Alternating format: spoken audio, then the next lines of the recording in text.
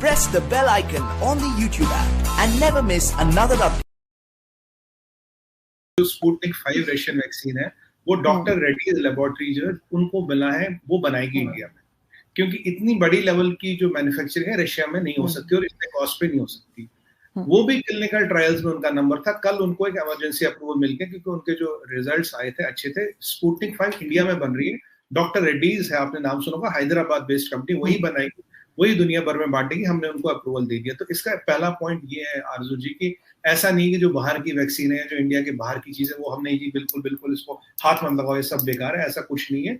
Russian vaccine ठीक है, हमने अप्रूवल दिया। 5 वैक्सीन और अक्टूबर से पहले आ जाएंगी, जिनका जो अभी 3rd स्टेज में है, किसी के क्लिनिकल ट्रायल्स वगैरह चल रहे हैं। अब आपका सवाल आया कि भाई लोगों को बचाने का, देखिए आरजू जी, पहली वैक्सीन किसको लगी? पहली वैक्सीन लगी डॉक्टर को, किसी भी कंट्री, ठीक है जी, पुलिस वाले को, एक मीडिया वाले को जो माइक लेके इधर दिन भर घूमता है अपनी जान की परवाह न करते हुए। मुझे एक बार बताइए, हमने 6 करोड़ कुछ करोड़ वैक्सीन, 5-6 करोड़ शायद बाहर हमने दे दी, ठीक है जी। मुझे एक बताइए, अगर वो 6 करोड़ नहीं देते तो आज हमने 18 करोड़ वैक्सीनें लगाई होती, तो उससे समस्या खत्म होती नहीं होती। पहली बात, अगर हम सब लापरवाह हो जाए और 18 करोड़ वैक्सीन 12 की जगह 18 लग गई होती ना, तो उससे समस्या तो उससे भी खत्म नहीं होती। पहली बात, मुझे बताइए, अगर आप एक ग्लोबल पावर, आप ग्लोबल लीडर है, आपके यहाँ का डॉक्टर है, खुदा ना करे, भगवान ना करे, कल को बेचारे डॉक्टर ही नहीं रहे, कल को पुलिस वाले ही नहीं रहे, कल को लॉ एनफोर्समेंट रहा ही नहीं, तो कंट्री कैसे चलेगी, सोसाइटी कैसे चलेगी? हमने जनता को वैक्सीन नहीं बांटी है, हमने जो बांटी है जो उनके फ्रंटलाइन वर्कर्स हैं, जिनको जो दिन भर ह्यूमैनिटी की खिदमत करते हैं, जिन्हें सबसे ज्यादा रिस्क है कोरोना का।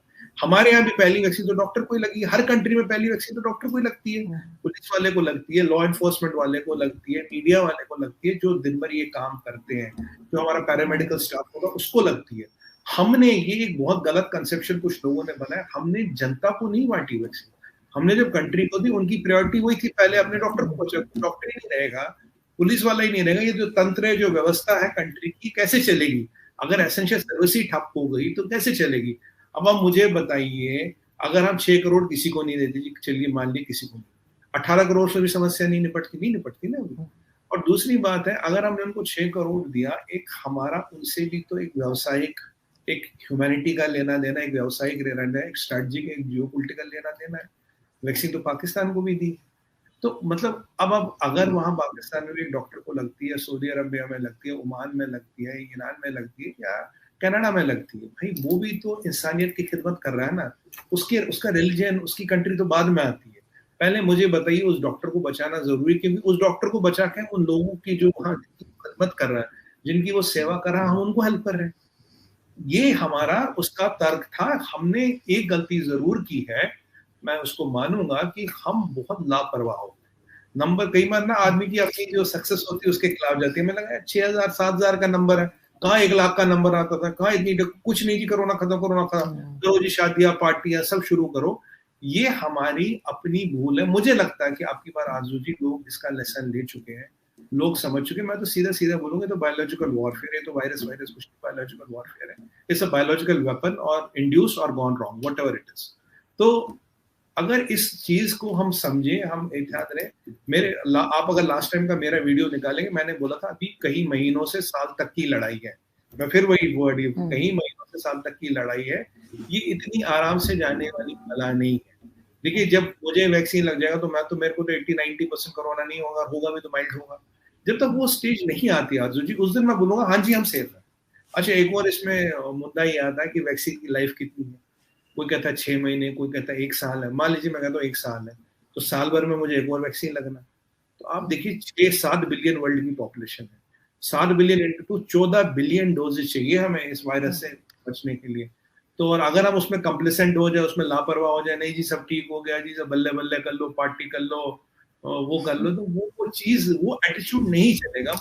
मैं हमेशा लोगों से, आज भी मैंने हाथ जोड़ के यही निवेदन किया, आपके चैनल से भी यही, भाई मैं आपके मतलब लिटरली पैर पड़ के आपसे रिक्वेस्ट करता हूँ, मास्क लगाइए, पूरा हाथ लीजिए। 6 महीने साल भर की अभी लड़ाई है। जब तक आपके यहाँ 2 टीके नहीं लग जाते और उसके 14 दिन नहीं होते, उसके बाद भी आपको मास्क इसलिए लगाना, आप कैरियर हो, आपको कोरोना इफेक्ट नहीं करेगा, पर आप किसी और को करोगे। तो ये 6 महीने साल भर की लड़ाई तो है, साल भर अभी और लड़िए इससे। ये इतनी आराम से जाने वाली बिल्कुल। कंटेजियस वायरस है। आप बिल्कुल ठीक कह रहे हैं। लोगों को इस बात को समझना चाहिए, इसीलिए हम बार बार कोशिश करते हैं कि हम अपडेट्स दें, हम बात करें कोरोना वायरस पे और क्या कुछ चल रहा है पाकिस्तान और भारत में। लास्ट में मुझे बताइएगा सुमित जी के क्या आपके यहाँ किसी किस्म का लॉकडाउन चल रहा है? स्कूल कॉलेजेस खुले हैं या बंद है? यूनिवर्सिटीज किस तरह से लोगों का ऑफिस का कुछ बनाया गया शेड्यूल बनाया है कि स्टाफ जो है वो आधा आए और आधा स्टाफ नेक्स्ट डे आए, या कुछ इस तरह का कुछ रीशेड्यूल किया गया? आजू जी अभी जो इसका सोल्यूशन निकाला एज पर ज्योग्राफी निकाला है, क्योंकि एक पूरा कंट्री वाला इफेक्टिव नहीं होता। क्योंकि मैंने आपको बोला, कोई स्टेट बोलता है मेरे यहाँ तो केस ही नहीं, मेरे डिस्ट्रिक्ट में तो 15 दिन से केस नहीं है, मेरे आपने काम धंधा क्यों बंद कर दिया? तो ये इन वे देखा जाए तो एक इंसेंटिव भी। अगर हमारे देखिए करीब 60% केस अभी महाराष्ट्र से आ रहे, पूरा 60% केस महाराष्ट्र से आ रहे हैं। तो अगर अब मैं एक दूसरा स्टेट ले लूं जहाँ कुछ ऐसी दिक्कत ही नहीं, उनको भी बंद कर दिया जाए, तो महाराष्ट्र में तो अभी उन्होंने सेक्शन 144 इम्पोज किया, जिसे कहते हैं सर्किट ब्रेकर। सेक्शन 144 में होता है 4 से ज्यादा लोग एक जगह इकट्ठे नहीं हो सकते, सिर्फ एसेंशियल सर्विसेज चलेगी जो जरूरी है, बस इन वे हम इसको लॉकडाउन कह सकते हैं। पर पूरा नहीं है, एक 80-90% वाला लॉकडाउन है महाराष्ट्र में। अब कल हमने क्या किया जी, कल जो 10th क्लास के एग्जाम्स है इस साल CBSE में नहीं होंगे, एवरीबडी विल बी प्रमोटेड, क्योंकि ये जो नया वायरस है, जो मैं बार बार सबसे हाथ जोड़ के कह रहा हूँ, ये बच्चों को इफेक्ट करता है। लास्ट टाइम हम मुतमईन थे कि हमारे बच्चे सेफ है, भाई बहनों अब की बार वो परिस्थिति नहीं है, इसीलिए 10th के कल एग्जाम रद्द कर दिए गए। 12th में हमने बोला भाई हम देखेंगे आने वाले टाइम में क्या परिस्थिति बनती है, अगर बनेगी तो हो सकता है। देखिए 12th के नंबरों से आपको इंजीनियरिंग मेडिकल इधर उधर परसेंटेज का बहुत वो चक्कर होता है एडमिशन का, अब उसको कैसे हैंडल किया जाए। 10th में तो एक आपको 11th में ही आना है, तो वो तो सेटल हमने कर दिया।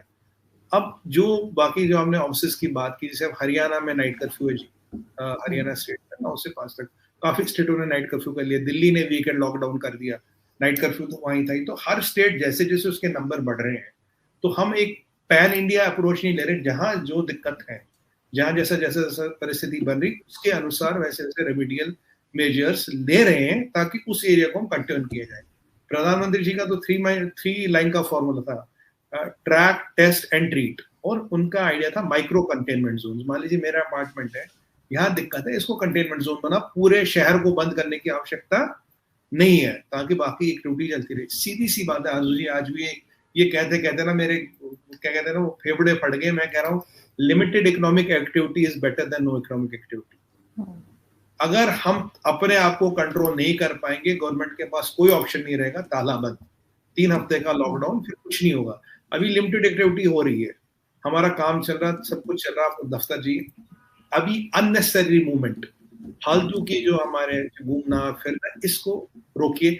Necessary activity, necessary movement is the key. Unnecessary activity, unnecessary movement will only hamper us and will take us to a stage of complete lockdown. बाकी ये mask, hand sanitisation, social distancing, ये सब हमें करनी है। और मैं एक और रिक्वेस्ट करूंगा लोगों से ज्यादा संख्या में जाइए, वैक्सीन लगाइए, वैक्सीन में देरी ना करें। जहां वैक्सीन अवेलेबल है, हर जगह अवेलेबल है, आप लगाइए और वैक्सीन में देरी ना करें, क्योंकि ये लड़ाई भाई अभी लंबी है, 6 महीने से साल लगेगा।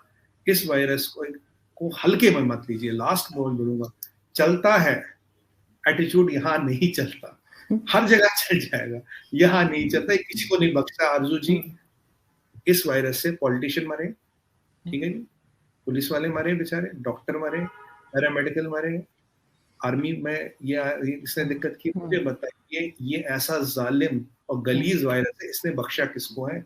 ये किसी को नहीं बख्शता भाई, आप समझिए, ये किसी को नहीं बख्शता। ये नहीं है कि बड़े लोगों को कुछ नहीं होता जी, ये तो छोटे लोगों पे ही करता, किसी को नहीं छोड़ता। मैंने आपको बोल दिया, किसी को नहीं छोड़ता।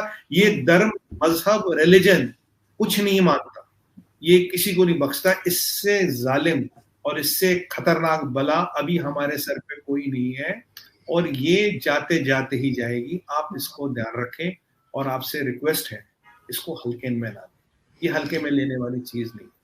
नहीं, आप बिल्कुल ठीक कह रहे हैं। और यहाँ पे मैं भी जाते जाते सबसे पहले तो आपका शुक्रिया अदा करूंगी कि thank you so much Sumit ji कि आपने ज्वाइन किया।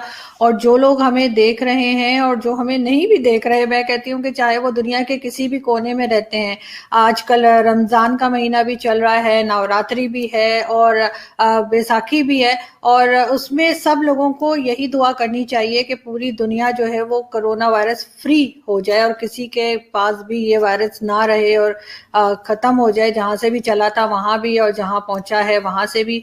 क्योंकि ये चीज तो बहुत खतरनाक है और जैसे हम लोगों का बिहेवियर है कि हम बहुत लाइटली लेते हैं, तो जैसे सुमित जी ने भी कहा कि बिल्कुल इस चीज को हल्के में ना लें, सब लोग अपना बहुत ख्याल रखें। Thank you so much sir, thank you. Thank you. उम्मीद करता हूँ वीडियो आपको काफ़ी पसंद आई होगी। हमारे साथ जुड़ने के लिए चैनल को सब्सक्राइब कर दें एंड बेल का बटन जरूर प्रेस कर दें ताकि आपको ऐसी मज़ेदार और इन्फॉर्मेटिव वीडियोज़ का अपडेट मिलता रहे। जय हिंद, जय भारत।